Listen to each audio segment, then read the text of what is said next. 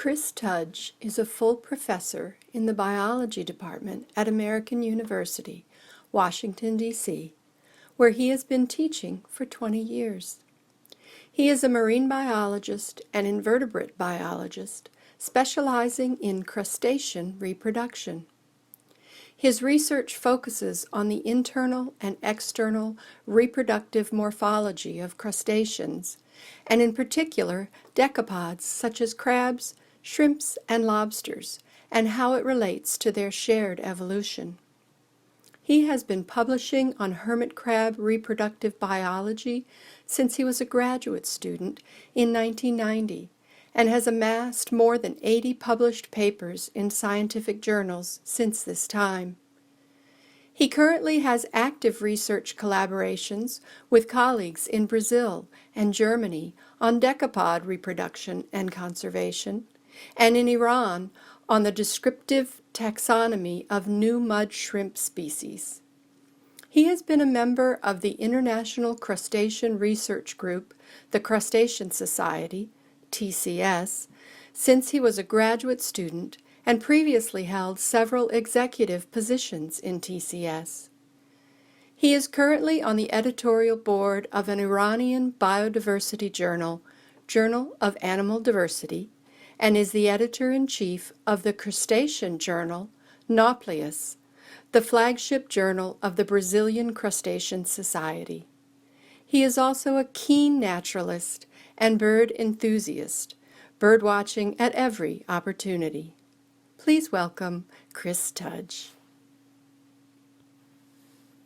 Hello, everybody. My name is Chris Tudge. I am a professor at American University in Washington, D.C.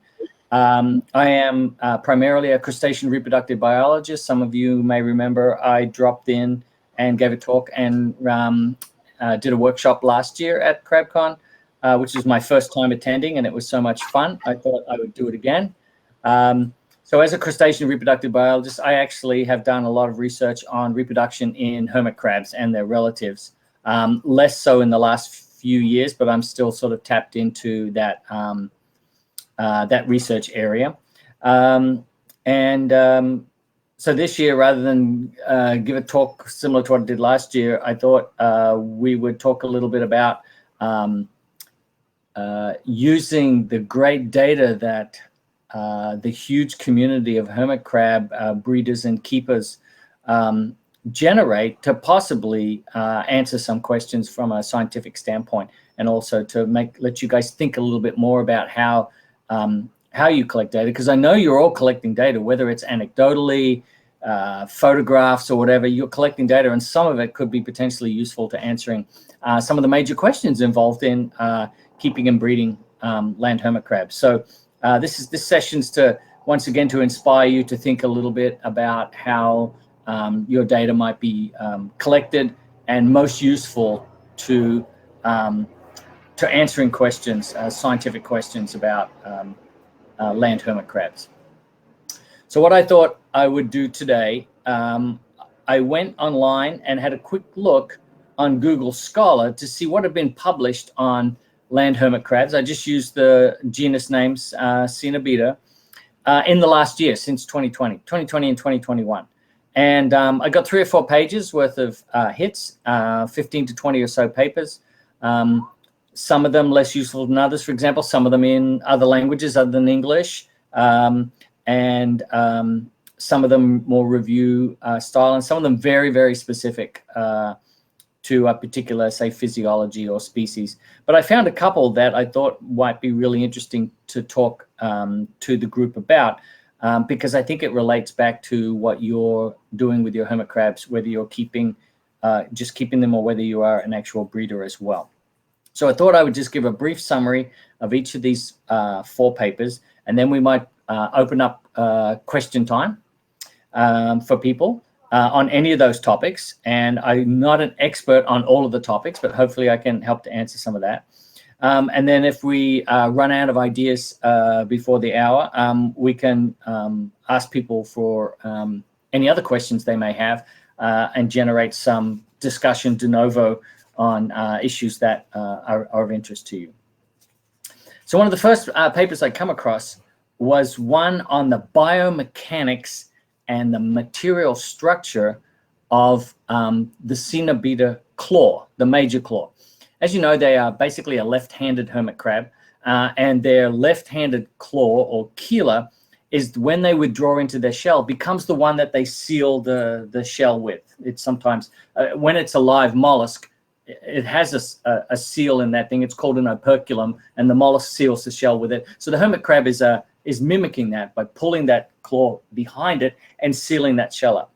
So a bunch of Chinese researchers decided to look at the design of the cheela or the claw in Cenobita brevimanus, and they went in and looked at it in minute detail. They went in with electron microscopes. They used biomaterial bioengineering probing structures, and we're doing all sorts of things like pressure testing it, and even doing something called elemental analysis, which is they go in and they're able to bombard a cut section of the claw and reveal what it's actually made of, which is kind of cool.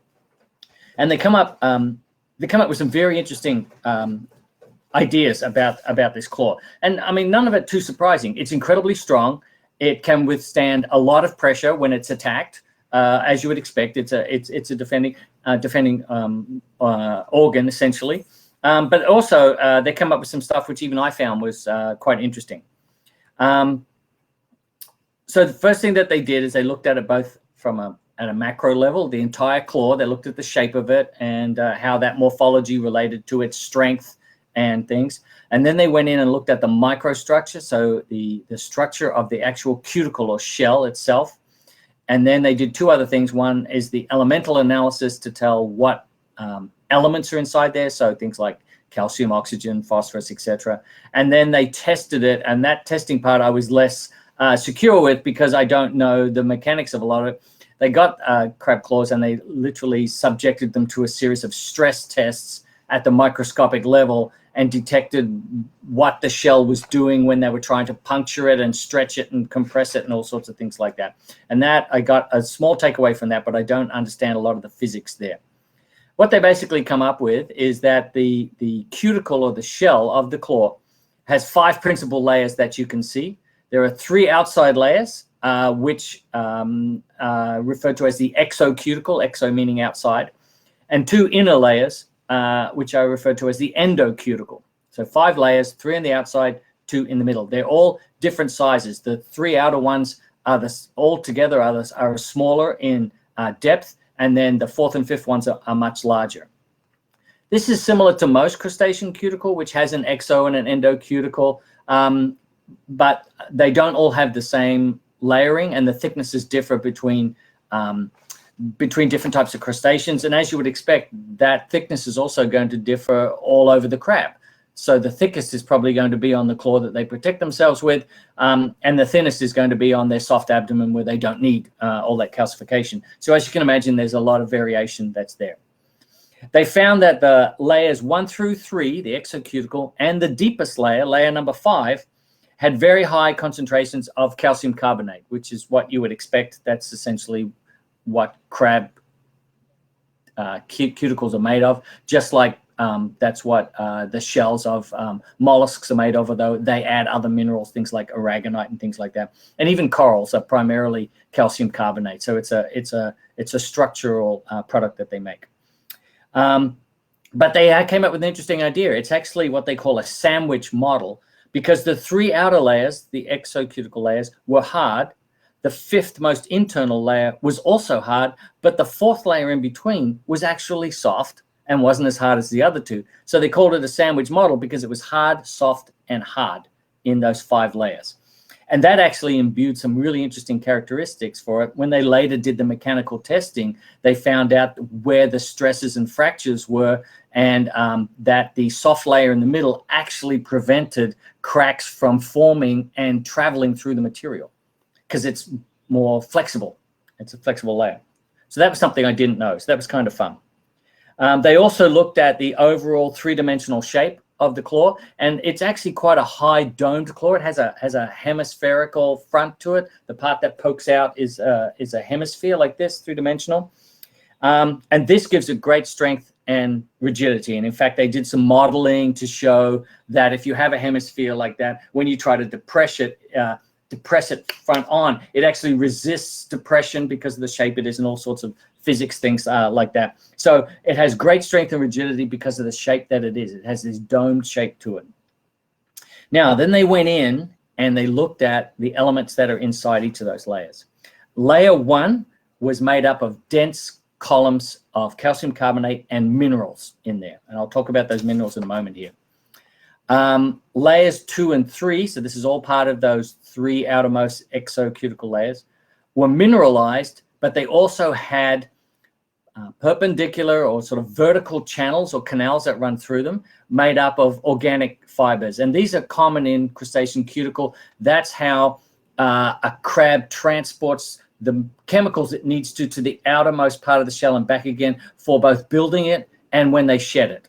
So they have these vertical canals that run from the underside of the cuticle to the outside, and they transport chemicals through it, and they use that for molting, and they use that for growing their shell, etc. But it's still highly mineralized, the outer 3 most layers. The layers 4 and 5 had less minerals in it and more organic content, and I'll talk about what those organic things were in a moment here. They were softer, and they were made up of a series of laminated sheets of organic material. And each of those sheets, if I can turn it to look at you this way, each sheet was slightly rotated on top of the other one. So if one set of fibers was orientated this way, the next one was orientated this way. And then the next one was orientated slightly that way and this way. So as you work your way up through those layers, it actually does a 180-degree rotation in the alignment of those fibers. And that is for strength. That's how you make laminated timber, right? That we use for strength. When we get wood chipped together and we glue them together and laminate them to make really strong laminated wood, that's exactly how we build that. And this is actually designed in exactly the same model. It's for strength and flexibility. Okay, so that was kind of cool to learn that. The main elements that were present there, as you would expect: calcium, carbon, of course, oxygen, a lot of magnesium, right? But it's mostly calcium carbonate. And the magnesium was quite uniform through all layers, but with less of it present in the organic layers than it was in the mineralized layers. So the 3 outermost layers had magnesium, more magnesium and more mineral in it than the 4th and 5th layers do, but magnesium was present in all 3 layers. Some other elements that were present were phosphorus in small amounts and sodium as well. And you might think about, wow, where's the crab getting all these minerals from? Okay, and principally you'd think of diet, which of course is correct, but also want to remind you what seawater is made of. And I teach this to my marine biology class, and I'm about to do it first lecture in September. Seawater is primarily the following 6 elements make up 99% of seawater, okay? Chloride, sodium, sulfate, magnesium, calcium, and potassium. Those 5 things make up 99.3% of the mineral salts that are in seawater. Then there's another 4 of them that make up the other 0.7%, and they are bicarbonate, bromide, boric acid, and strontium. So there's all sorts of things in seawater anyway. And of course, crabs can extract that from seawater and make use of it. So even in the absence of some of those minerals in their diet, if you have natural seawater, or at least the unnatural seawater that you make, as long as it has a lot of those same representatives in it, they can pull some of those minerals from it. So essentially, in quick summary here, the exocuticle, those outer 3 layers, were predominantly mineralized and predominantly made of something called calcite, calcium carbonate plus minerals. They also found that an important organic material called a carotenoid, which you may have heard of. It's the orange stuff that's in carrots, and it's an important vitamin and what's the word I'm after? It's a catalyst. It's an enzyme catalyst. So carotenoids were present particularly in the 2nd layer. And then chitin, and chitin is a structural sugar that insects and crustaceans are made of. It's basically where starch, for example, is a storage sugar in plants, and we have glycogen as a storage sugar in our bodies. A structural sugar is chitin. So chitin's in layers 2 and 5. So you have mineralized, organic, and organic with some mineralization, those 3 layers: hard, soft, hard. And basically what this did, this sandwich layer, showed there was great resistance to cracking and breaking, and also not just cracking, but the actual, what they say, the propagation of a crack. Once you start a crack, it actually travels through a substance. And if you can retard that propagation, then you can restrict the damage from an impact, for example. So they talked about, you know, a bird pecking at the claw of one of these crabs on the beach, for example, and it would be a point contact at one point on the shell. And so they're saying if a crack spreads through that, it will weaken the entire claw and it will fall apart. So this sandwich structure, hard, soft, hard, with minerals, organic and organic mixture, is resistant to cracking, resistant to pressure, and doesn't propagate or allow those cracks to travel. And Brilliant. The highest intensity was in the first 3 layers, and the lowest was in the 4th and 5th layers. And that flexibility was important to it as well. If they didn't have the flexible layers underneath, the actual claw would be more brittle than it would be that it has that. So that was a lot. Does anybody want to ask any questions? Fascinating. It's really great. I just wanted to add Tammy Weich's talk on the mechanics of molting. She talks a lot about those layers too, because not only are they important intermolt, they're important pre-molt and mid-molt too, because they have to separate and they have all that stuff has to travel. So that talk, she talks about a lot of interesting things. It hasn't aired yet, so you can watch that when it does. But yeah, it's super interesting. I don't know if anyone had any quick questions now about that. The reason why I chose this paper is that I thought it would make you think about where your crabs are getting those important minerals from. And I would presume that you're already very on top of all of your diets to make sure that they're getting that, including some parts of the substrate that you would put in there that they can probably access those minerals. But also to remember that they can actually get a lot of the minerals they need from seawater, as long as the artificial seawater that's being used, probably by most of you, has those same elements in it. And so maybe that's something you could look into and think about with regard to providing what your crabs need just for the structural formation of their shells. Yeah, So we never even promoted it for that. But that's another great reason to say, yeah, give your crabs salt water. Yeah. Structurally important. Yes, absolutely so.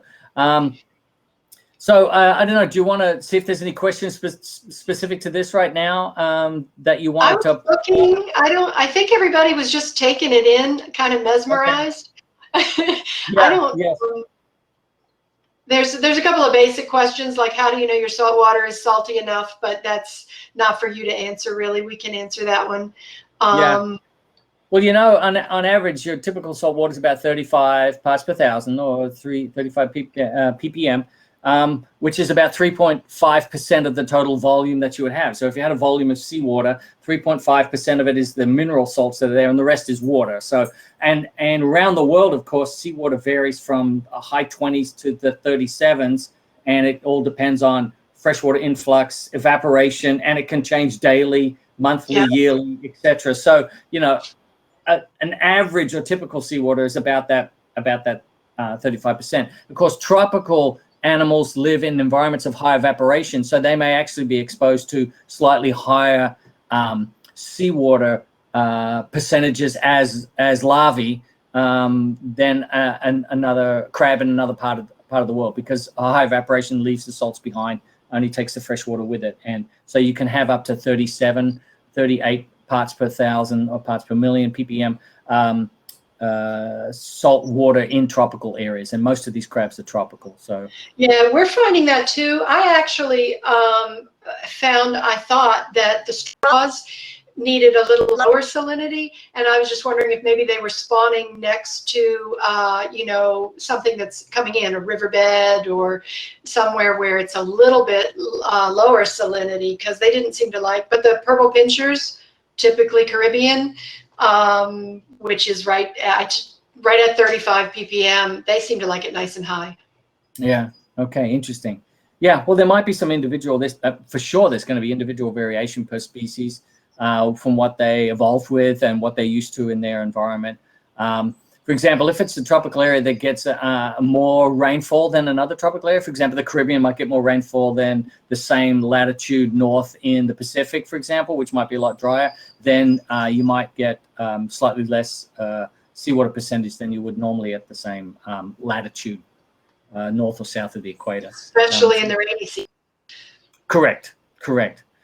Okay, so let me go on and talk about a couple of the other papers that I thought would be of great interest to you. Another one that I found was the effect of temperature on larval survival, development, and duration on 6 land hermit crab species in the lab from some Japanese workers.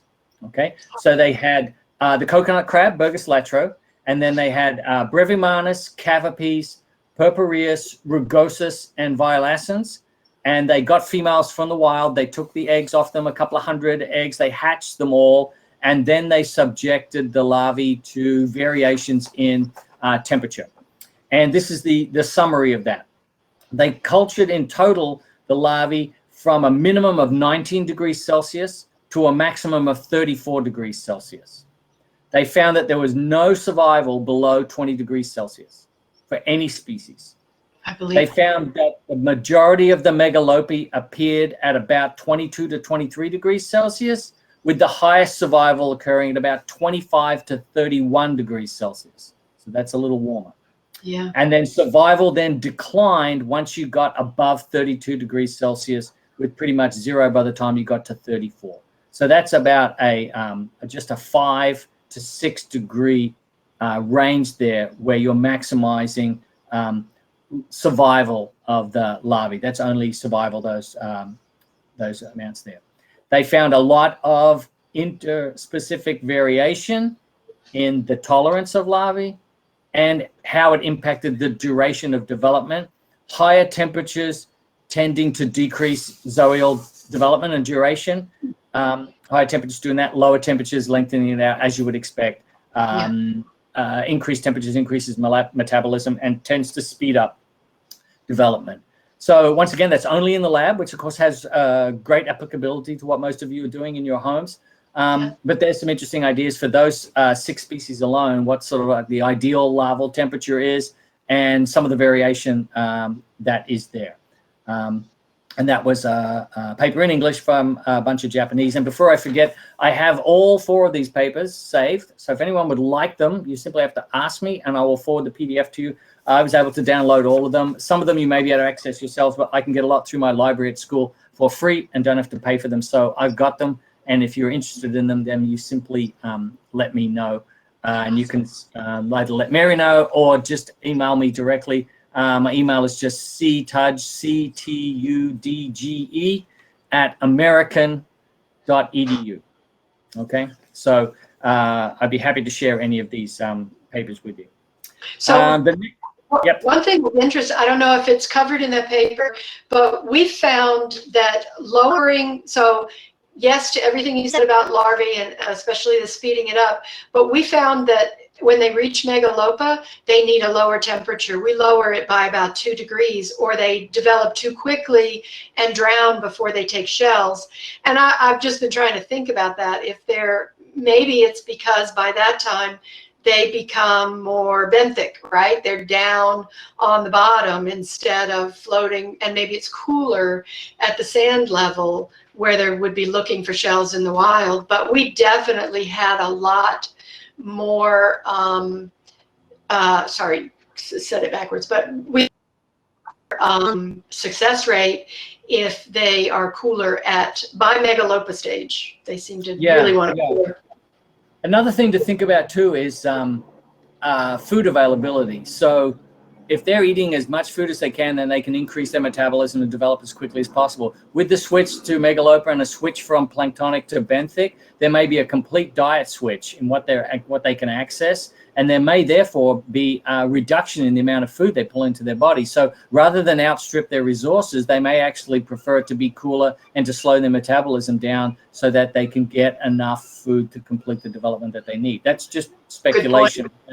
That is one thing there, considering they're completely changing their ecology from basically a swimming, planktivorous animal to becoming a benthic organism where the diet's going to, there's no shortage of food there, but the diet's going to shift very significantly when they shift to that. Yeah, no, you guys are on top of all of this. I love this.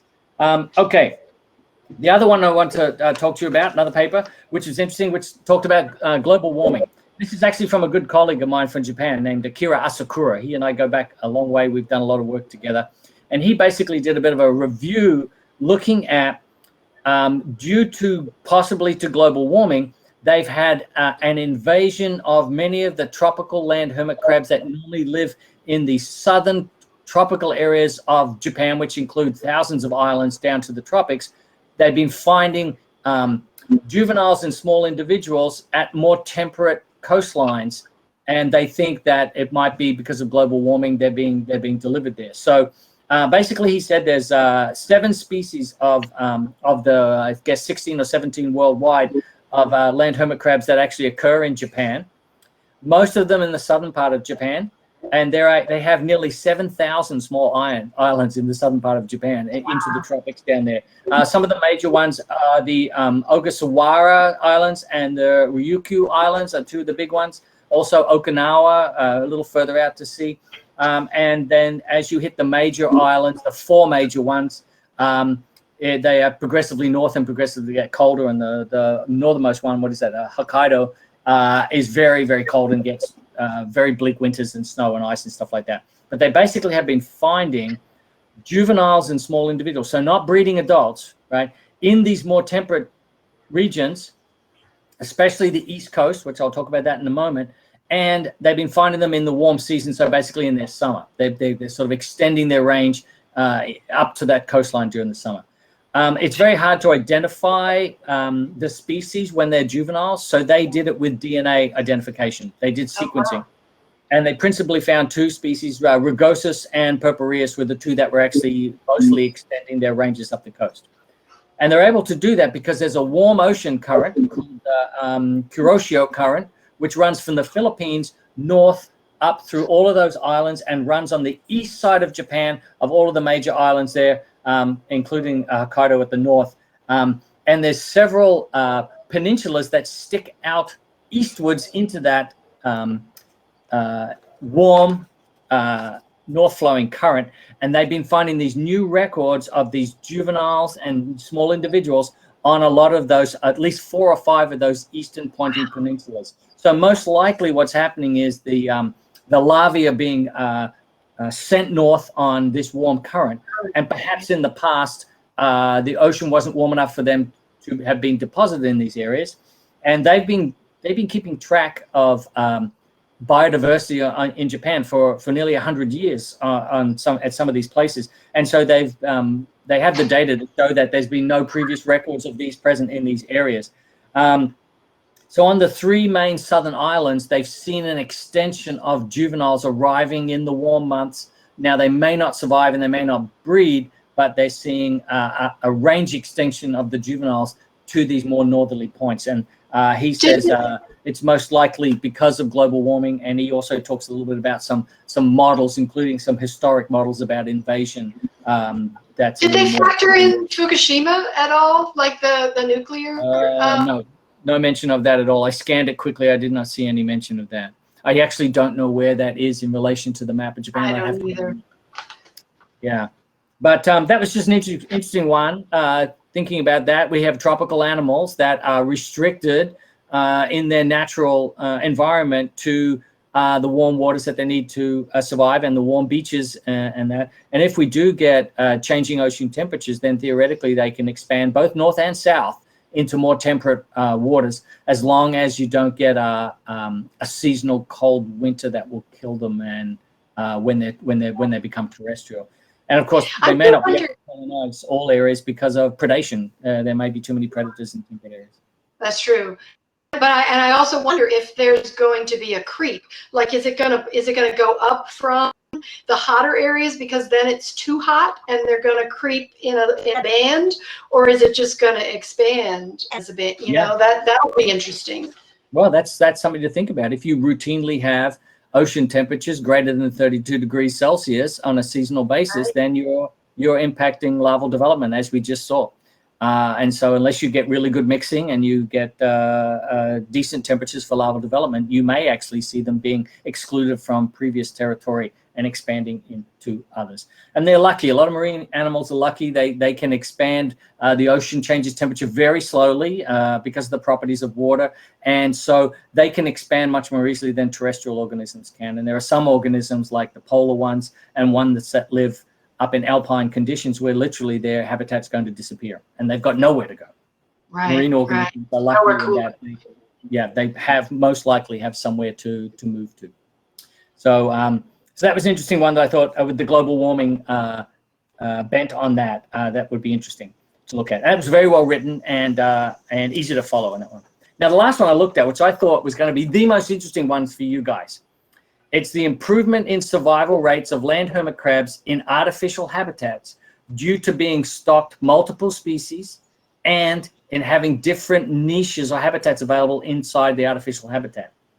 And I read it, and then I found out that there was actually some flaws in their experimental design. So I don't think they can tell the stories that they did out of the data that they got. At least it's not as clear cut as I think they said. Now they used 3 species from Indonesia: Pilatus, Violescens, and Brevimanus, and they basically stocked them in different combinations in artificial habitats and looked at survival rates, and also looked at behavior. And I think their behavior data is the most is the best and is the most reliable. I think the survival data alone is a little bit dodgy, and I'll tell you why in a moment here.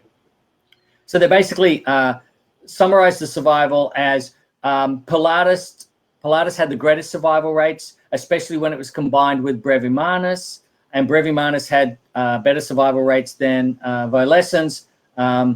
When they weren't, sort of the least survival was always Violescens species over the other 2. And the greatest survival rates were when there was 2 species mixed, especially Pilatus and Brevimanus, but not the combination of either of them with Violescens, which is interesting. But the activity patterns, their behavior patterns were quite interesting. They had found that each of them had quite different behaviors, some being more burrowers and being more cryptic than other species. Pilatus was the most active, climbing, moving around, and was the most visual. The other 2 tended to burrow and be a lot more cryptic. And when they had a heterogeneous environment where they had mangrove stalks and climbing and wet sand and things, they found that the crabs did a lot more activity there. But there's a couple of design flaws in what they did here. The behavior data is the most useful, but it basically said that they're nocturnal, and that's when they had the most of their behavior. That's when they had most of their roaming around and climbing and stuff. And I don't think that's unusual data for anybody who keeps land hermit crabs. So their behavior data back that up, that they basically are nocturnal animals. They may have had some behavioral data that showed that when you had 2 species together, you had more activity, but that may not be such that they like each other. It might be that they're actually trying to avoid each other, and so the activity was increased that way. Now, the survival data is the one you need to take with a grain of salt in this one, because they did say they had 8 different replicates of how they were combining species together. But when you really go in and look at it, it's not actually 8, it's actually 4, because they were actually duplicating some of the replicates that were there. And for example, they only ever had Pilatus by itself. They never had a tank that had Brevimanus by itself or Violescens by itself, as far as I could see from their published data. So one of the replicates was a single species in a tank by itself, but they didn't have the other 2 for comparison.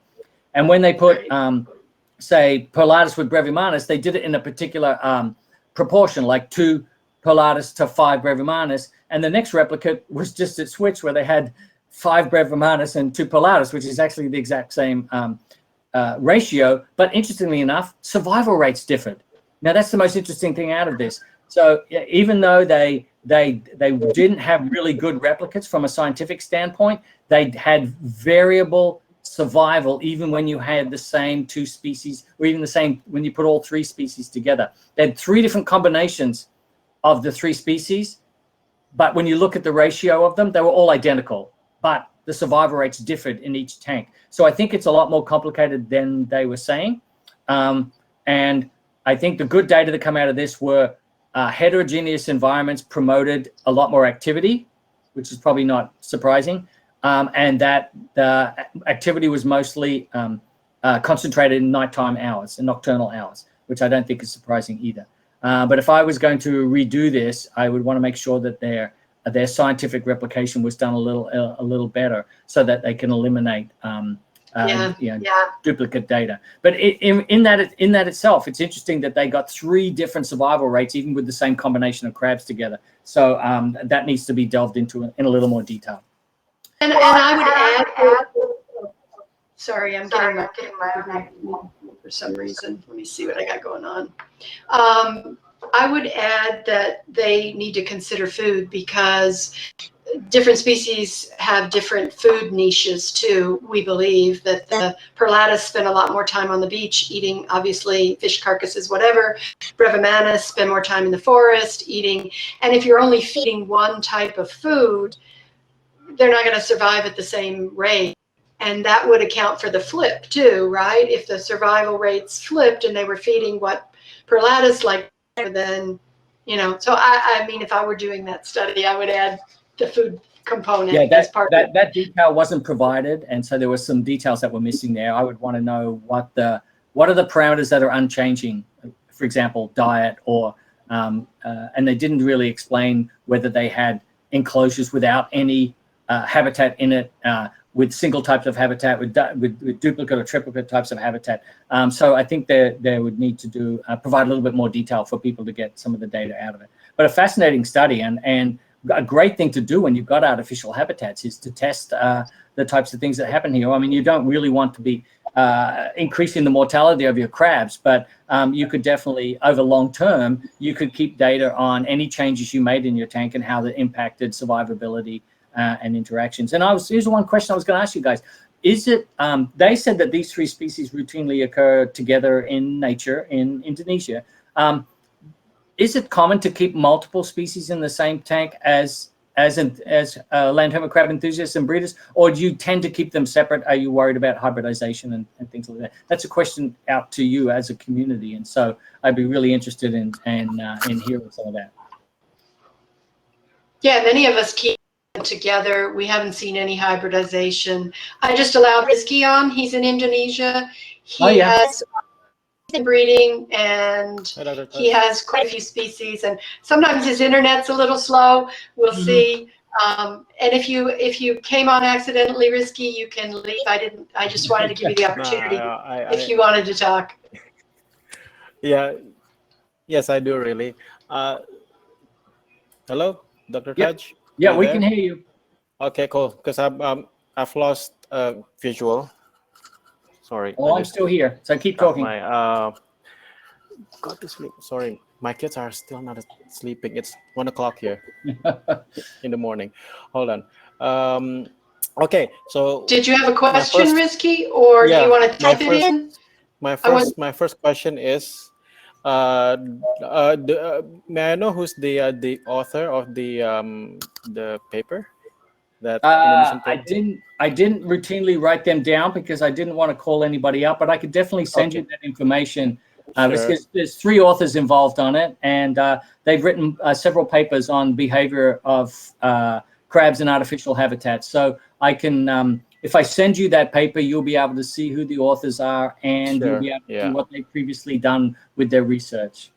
Okay, because that research paper kind of rings a bell. Maybe they're the same bunch of researchers of another paper that I just read. It's just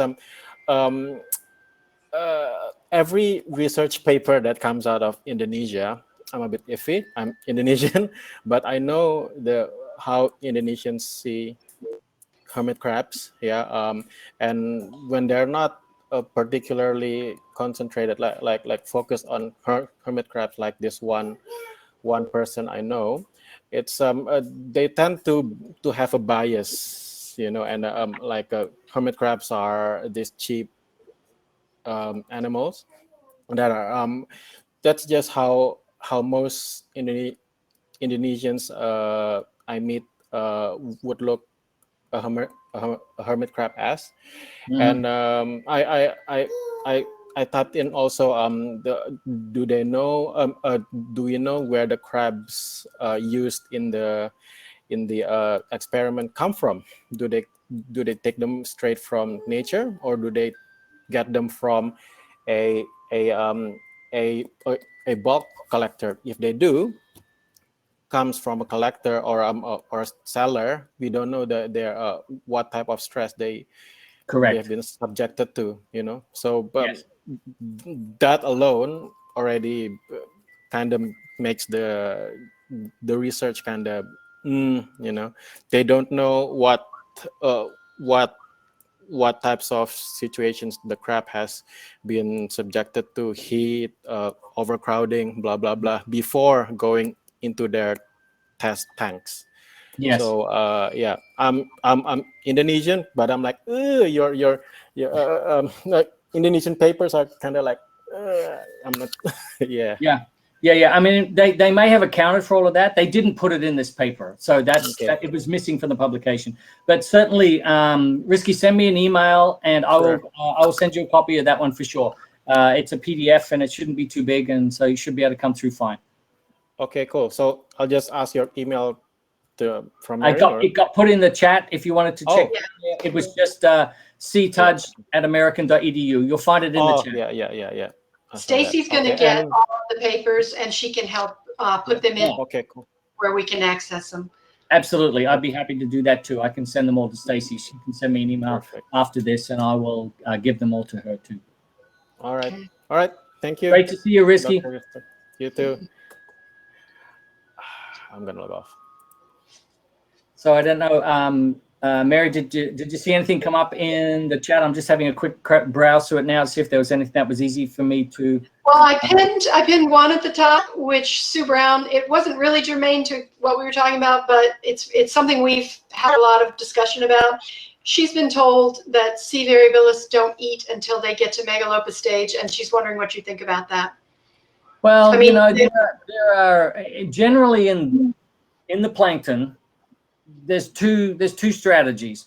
You either don't provide any food for your embryo in the egg, and they simply hatch, and they have to get it extrinsically from the environment. If you provide that way, you can provide small eggs, lots of small eggs for the same energy investment. If you want to increase survivability of your offspring, you make a bigger egg and you supply the offspring with a yolk supply.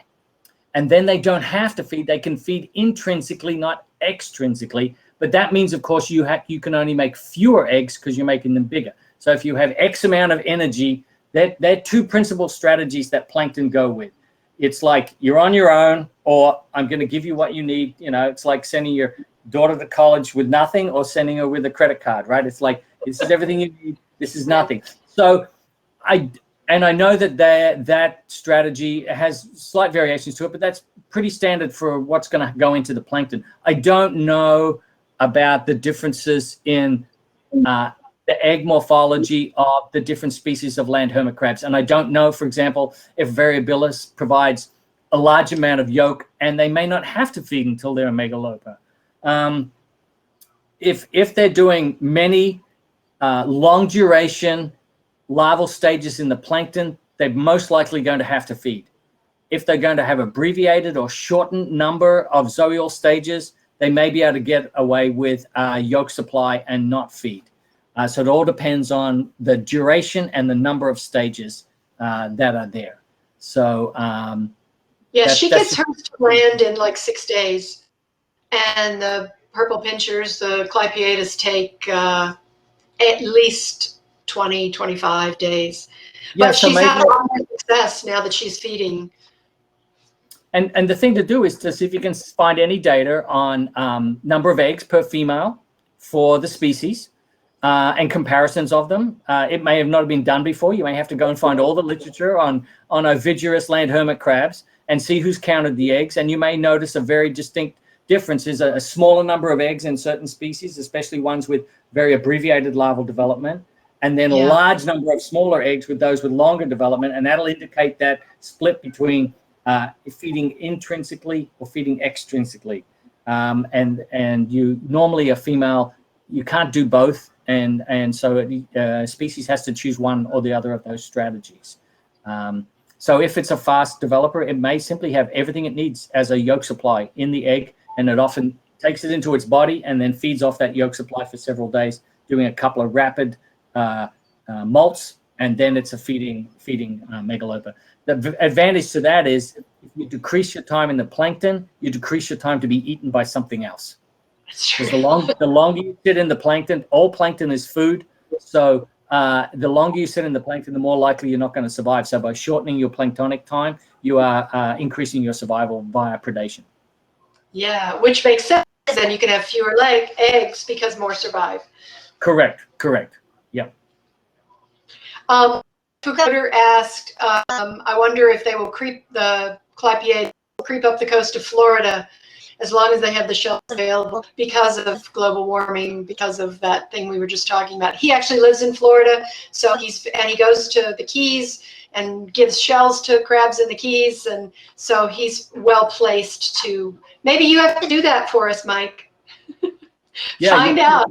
Yeah, I think the biggest thing is going to be the education campaign. You're going to have to spread up the populated east coast of the US, because the first one that somebody sees, they're going to pick it up and take it home and it's going to die.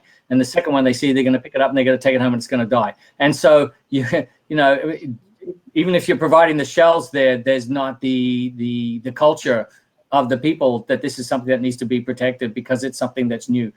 So that's what I would worry about the most. And the amount of undeveloped habitat really is limited once you move up the East Coast. And remember also that nice sandy beaches start to dwindle out a little bit by the time you get to northern Florida and into Georgia. Then you've got like grass, seagrass and swamps and stuff. And it's not until you get out to the Outer Banks in the Carolinas you get sand again. And so you've got to think about whether the habitat's there for them to actually slowly creep up the coastline.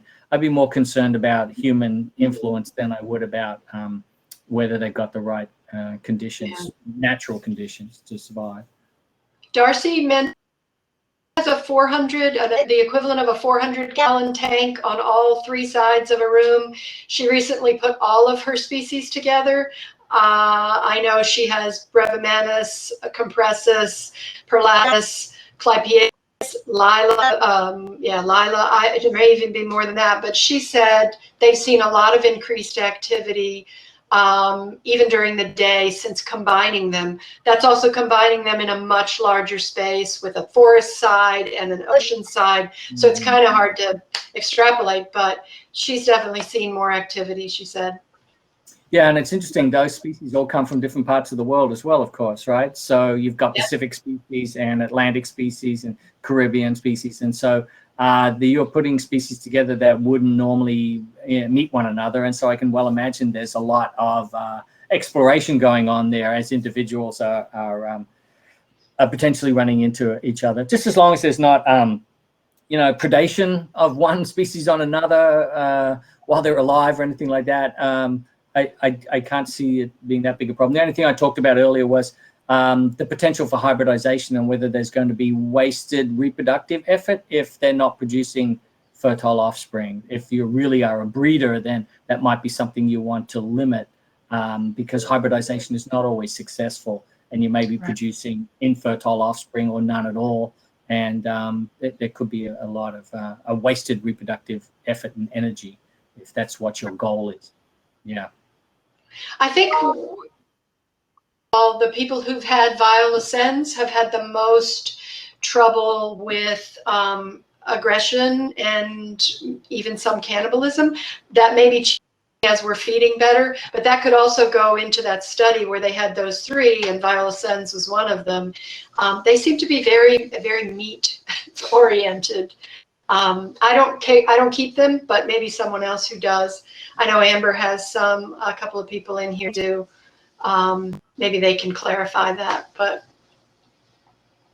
Yeah, I could well imagine too that if the diet is not ideal, then they may move to other forms of feeding to get missing minerals. If eating your colleague is the only way you're going to get the minerals you need, then yeah, they may be forced to do something like that. But I know that most of you are well on top of what the environments need to be for your crabs to survive. So that wouldn't worry me too much. So.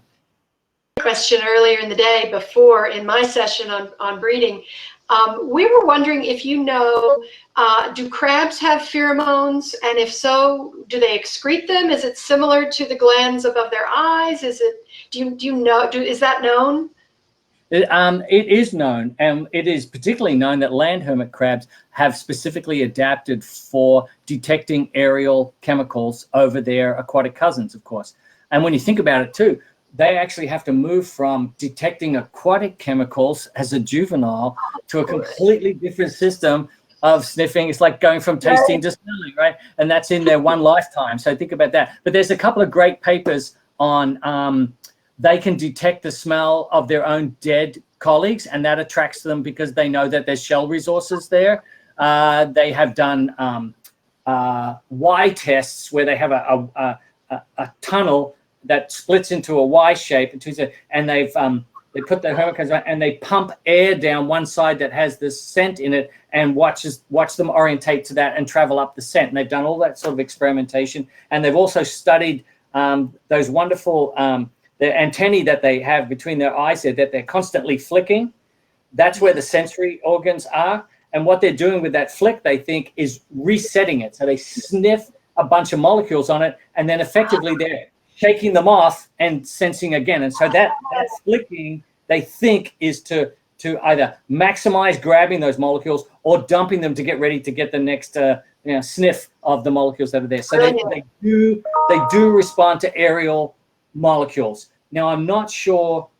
Yeah, no, pheromones are aerial molecules because we know that moths do that. They release them into the air. Male moths detect them on their huge antennae. So most likely they are releasing pheromones. So there's a great test for somebody to do. Get your females, put them in one place, separate them from your males. Okay. At the end of a Y tube. Give them a Y tube. Give them a choice, and blow air over your females down one and not down the other, or even blow air back the other way or whatever, so that they got a choice. And then you'll know if they all run into the tunnel and run up to the females, you know that they're getting some message from them. But of course, you also have to remember that they are also communicating via vibration in the substrate, right? So you have to think, well, maybe the females drum a different way to the males do something. So you have to eliminate that to make sure that it is what that is happening there. But we do know that land hermit crabs have very efficient and sophisticated aerial chemical detectors in their antennae. All of them do, include, and I think I know of a couple of papers that they did on the coconut crab, where they actually looked at the physiology and the cell biology of those antennae. So I would not be surprised. I don't know if it's actually been proven, but I would not be surprised if aerial hormones are being used. Yep. One of our members said viola seemed to be the most territorial, and the other said they have two and they haven't seen anything. Yeah, and the other question, where are we at with proof of sex change? And that's not really on you, that's really on us. Can you just tell us, remind us what we need to do to help prove that in a scientific way? Okay, now remember, the way we tell sex is usually by external morphology. So we would, if you saw a change in the holes where the reproductive structures come out, which are called their gonopores. Remember, the females usually have a pair of holes on their third legs from the front, so the claw, and then the second walking legs back, third legs. And the males usually have that hole on the fifth or last set of legs. And that hole in the males can be modified into some sort of tube or horn-like structure. That's normally how we tell them apart. Now, if that's going to change one sex to the other, you may expect to see that change from one molt to another, perhaps. But we also know that you can have internal change that is not reflected by external change. That's a separate issue to look at, and that's going to take looking at dead crabs and looking to see what tissues they have inside of them. But ideally, you need to document, if you think you've got sex changes, you need to document photographically every individual and track it through its molt and see if it's going to change its external sexual morphology from one to another, or even some sort of intermediate. We know of, in nature, we found crabs that have one female paw on one side and a male paw on the other side, and it's very likely that they might have asymmetrical gonads inside them and have half an ovary and half a testis or something like that, but it hasn't been proven for a lot of that. Now, you may get internal sex organ change that is not reflected externally. That's a totally different story. You'd have to get dead crabs. You'd have to open them up. You'd have to look and see what tissues they have inside them. Sure. But I think as a great start, if you think you've got sex changes and you think it's in your population or your species or whatever, simply keeping that photographic evidence from point A through time, use the scale, and especially identifying marks. I remember we spoke to Moa last year about this, and her and I hopefully are still planning something. I think I scared her away with all the questions I threw at her about it. But she's got some great data on being able to identify individuals. And so if you've got individuals mixed, and it is possible to tell them apart by body structures, then you want to track each of those individuals through time. And you may find that there's no change, or you may find that they do change. And if you've got that photographic evidence with a scale bar on it, we all believe in what we see. And so that's going to be your best way to track sex change. And, you know, a lot of work. Yes, it is a lot of work. But I mean, you guys are devoted to it for 40 years of your life, and you've got crabs that are living for incredibly long amounts of time. And so, and I bet you're taking more every day. You take pictures of your crabs. So you've just got to be a little more devoted to taking the right picture at the right angle at the same type of picture over time, perhaps on a periodic basis, and definitely when you know they've molted, do a pre and post molt picture, see if there's any changes there. That would be definitive evidence for external sex change. And then if we got that, then I would be interested in proving it was an internal change as well. And that would take, unfortunately, dead crabs either naturally or but so if they were then carrying eggs, for example, if they were a male and then they were carrying eggs, you wouldn't have to kill them for that, wouldn't you? You wouldn't have to kill them for that, as long as you could prove it was the same individual. Right, right, okay. So you need some other way. If you had a photo of it with male parts, and the next thing you're showing a female, somebody's going to say, well, how do I know they're not two different crabs? You'll have to have some other way of proving that they're the same crab. And if it comes down to Moa's work on stridulating organs or cetal patterns or whatever, if it comes down to that, fabulous. If you know that's a good, consistent marker of an individual, and then you can show this individual switched from this to this, that would be good photographic evidence as well. Yeah. So for external change. And you have to leave at 2:30, is that correct? You have an interview? So yes, yeah, I have another Zoom at 3, so it'd be nice to have a little time to get ready for that. So okay, you know, I can go over a little bit, 2:40 or something like that. Well, I just want to speak for everybody.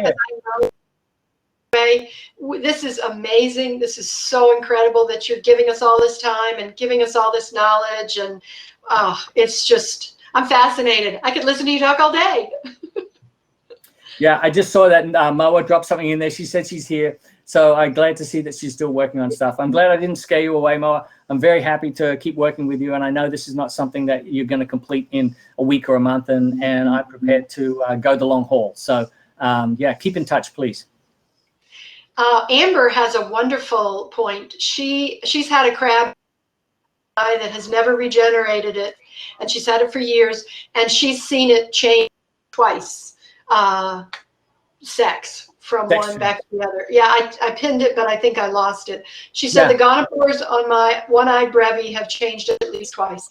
So how interesting. Now, the interesting thing about that is, of course, they have special glands and things in their eye stalks, which is where a lot of the sex hormones come from.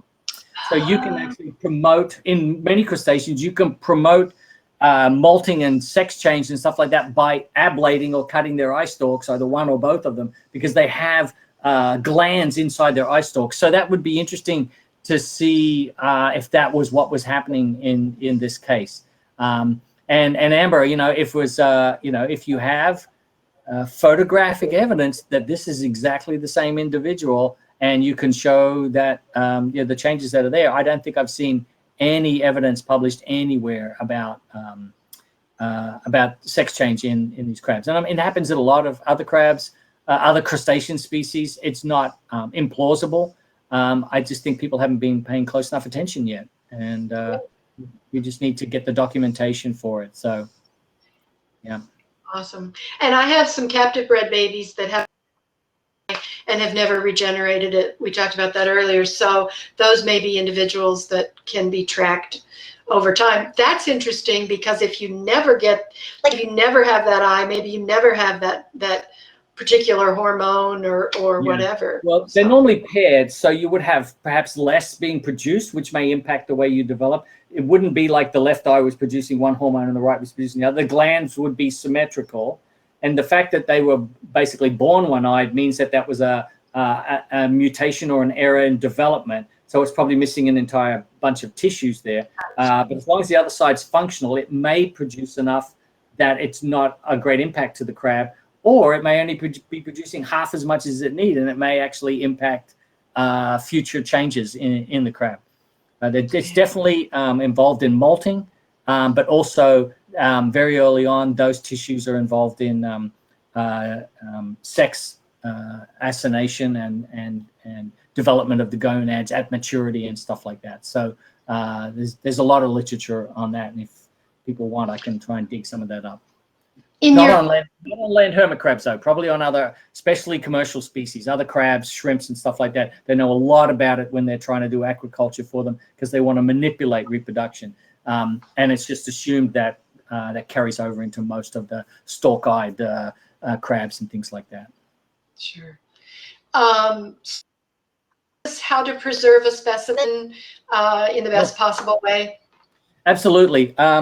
If it's just for looking at external morphology or even DNA, which is cool, the best thing is 70% alcohol, which you can get. It's basically rubbing alcohol. I think it's 90% is rubbing alcohol that you buy from the pharmacy. And that's just ethyl alcohol, ETOH, mixed with water. 70% or higher is useful. It preserves the tissue forever, basically, and it preserves it well enough to extract DNA from it.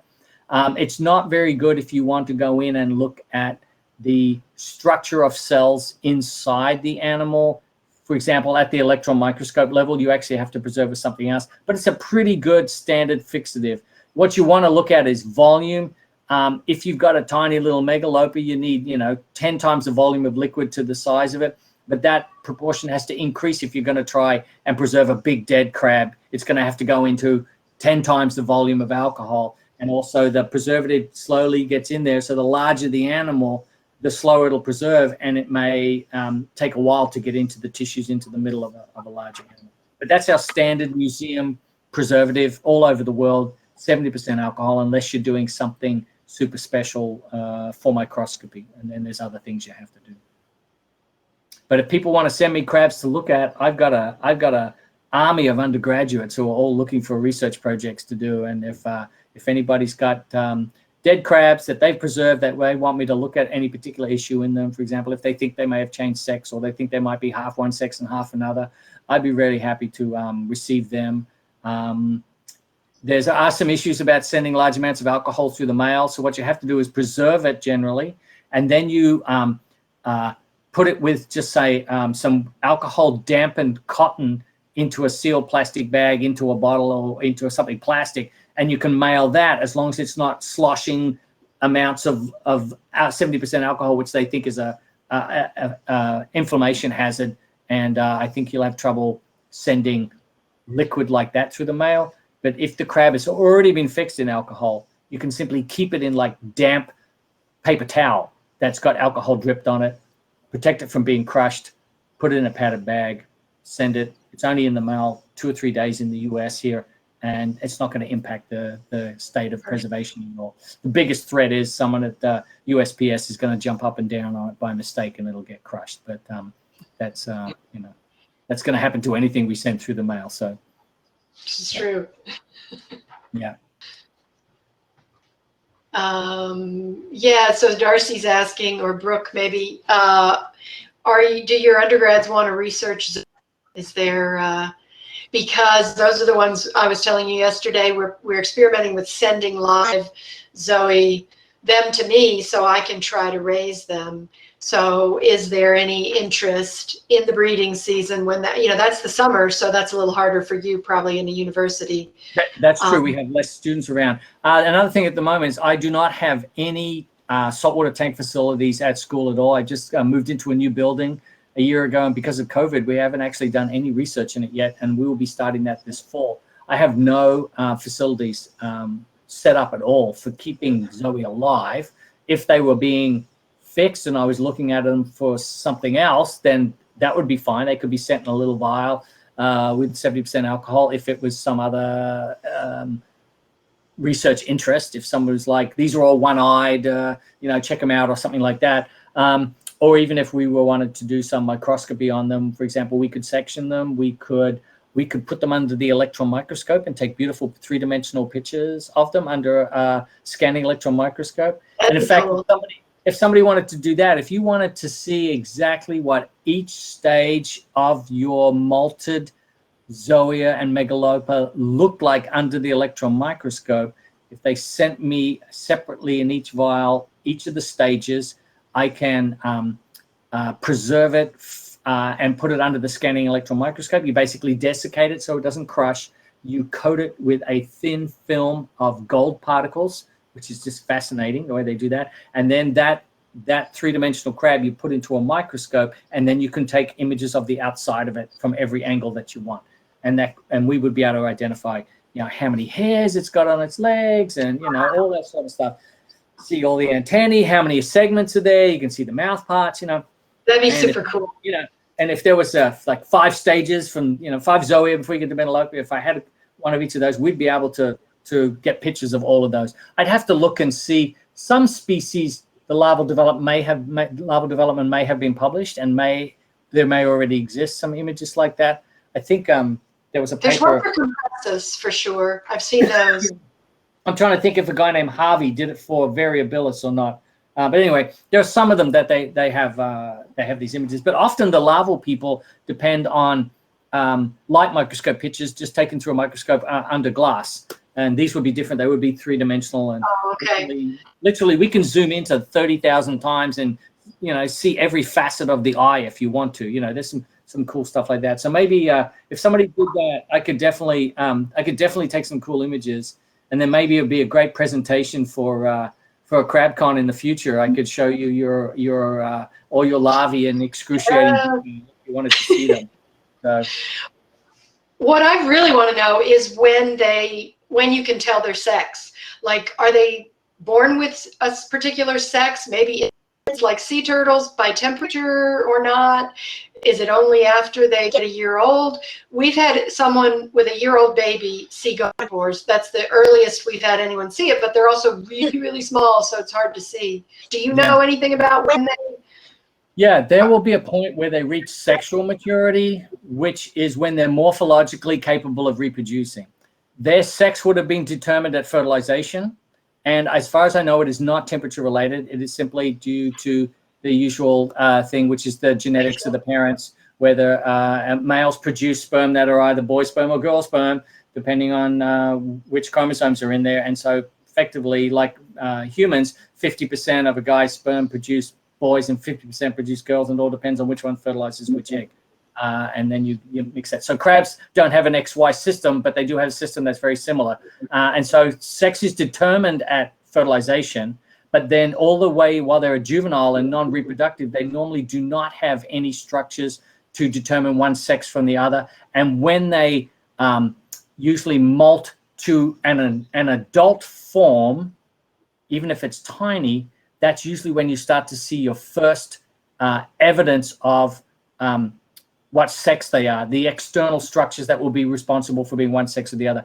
They may not be reproductive because they may not be competitive at that size. For example, they can't mate with females 20 times bigger than themselves and stuff like that, but they may start to develop those structures then, and then they may not become functionally reproductive until they reach a certain size and can compete with other males and be desirable to females, even though they may have all the structures they need to reproduce. So there might be a morphological sexual maturity and a functional sexual maturity. But that should be, and that's our definition of an adult. You're a juvenile until you're capable of reproducing. And so usually you do not have the structures while you're a juvenile, or at least they're not functional. Mature. Yeah. So that's basically their secondary sex characteristics. Correct. Correct. Okay. Gotcha. Yep, and that would be a turning on of hormones and stuff flowing through their body, and then those malts, that final malt would then start to produce whatever structures they need for reproduction. The males will start to increase the kilo size over the rest of there will be asymmetrical growth then, because if males have to fight with one another for access to females, then their body size and their claw size needs to start getting bigger, and their claw might actually grow disproportionately to the rest of their body if that's the thing they're using to compete with. And so secondary sexual characteristics often become disassociated from the same growth trajectory as the rest of the body. And I actually have a paper I'm going to publish at some point in the future. I've been sitting on the data for a million years, showing that when the males produce those specialized structures I showed you last year, those sort of hallmark structures, once they start to produce them, that structure grows at a rate about twice as fast as every other organ, every other limb on the body. Wow. So that becomes positively growing, and other parts of the body actually become negatively growing, because remember, the organism's got so much energy, and it's going to be, if I'm going to grow this, then I can't grow that. And so you then have disconnected growth between different parts of the body. And what's really important is becoming reproductive as fast as possible. Right. That's what the ultimate goal is. So I've actually got some data for Cinebita pilatus on that, including some images and stuff. And I'm hoping to publish that soon with a Brazilian colleague. I've just been putting it off for about the last 5 or 10 years, so I'll get around to that soon. Yeah, I've seen interest in mating in my 2-year-old captive bred babies. They weren't trying, but they were like practicing with the the males and watching. And so I'll be interested to see this year if I try, if now that they're 3 years old, they really try. Sue's captive bred baby that mated this year is 4 years old. Her very So we have that piece of data. She didn't have a female last year, so it may have been at 3, but he just didn't have anybody to work with. So yeah, and I suspect that a lot of these crabs are incredibly social, and they probably gather into mating aggregations because they gather together to do shell swapping and stuff, because shells are such an important resource. I fully suspect that when they're gathering together to do the social interaction that involves shells is probably the time when they're doing all the assessing of one another and who's ready to mate and who isn't. And that's probably when they're doing all the social stuff associated with mating. And so, you know, you may need to facilitate those social gatherings, or even have a quorum of individuals to start to develop the interest in that. That would be my suspicion for most of these crabs. yeah, super interesting. We probably need to let you go, don't we? Yeah, unfortunately, I will. I've got to interview a potential professorial candidate at 3 o'clock. I've got to go and look at their resume before I talk to them at 3. So always coming down to the wire at the last minute. Well, thank you, Mary, and thank you, everybody. I always enjoy hanging out with you guys. You have so much information that is important, and I once again just want to encourage you to think about getting it out there and collecting it in a way that can be useful, because most of you are doing things that nobody in the science world is actually doing, and you know, I can't force you all to give us that data, but it would be great to have some of that come out in some form, and that's why I wanted to do these workshops, to encourage you to think a little bit about it. And if you really do think you've got something that's really important, email me and we'll chat about it. We'll see what data you've gotten, and it may be worth getting it out there. I'd be very happy to assist you in doing that. Thank you. That's priceless to us. A willing conduit who takes us seriously. You know, we can't ask for more. So thank you. No problem. I hope next year I'll be able to join you again. And if you ever do it in person, I would love to come and hang out with you guys. Well, we're closer. I'm closer. Blacksburg, maybe next year. That's true. Maybe we can get together sometime. I'd love to come down and get my hands up against the glass of your tanks in the background there. It's all too far away. So, all right. I really have to go now. Thank you, everybody. We'll be in touch. Email me if you want anything, especially Stacy. I'll send you everything, and then you can make it available to people. Thank you. All right. Bye, everybody. Enjoy yourselves. How do I do this? I leave there.